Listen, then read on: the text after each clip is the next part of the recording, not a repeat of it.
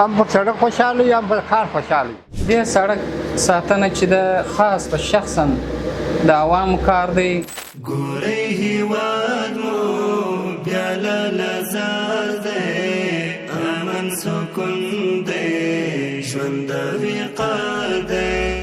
د کندهار ښاروالۍ له لوري د ښاري پراختیا او معیاري زیربناوو د رامنځته کولو په موخه د ښار د شپږمې ناحیې اړوند د زاړه ښار په سیمه کې د سپین زیارت سړک د اساسي رغونې چارې په چټکۍ سره روانې دي. دغه مهم سړک چې 1 کیلومتر اوږدوالی او 2 متره پلنوالی لري، د سیمې د اوسیدونکو د تګ راتګ د اسانتیاوو، د ښاري خدمتونو د ښه والي او د سیمې د اقتصادي ودې لپاره ځانګړي ارزښت لري.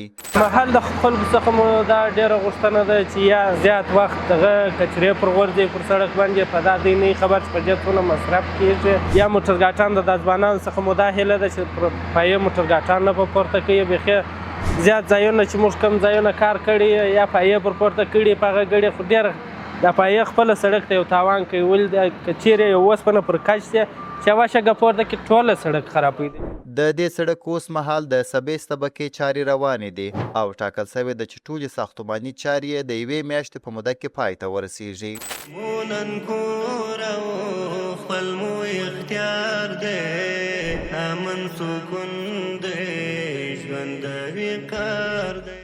د دې سړک ترڅنګ د 1400 متره په اوږدوالي سره چرۍ او 5 پلچکان هم پکښې رغول شوي دي. کندهار ښاروالۍ ژمنه ده چې د ورته بنسټیزو پروژو له لارې به د ښار د اوسیدونکو لپاره لا غوره، معیاري او هوسا ښاري چاپیریال رامنځته کړي.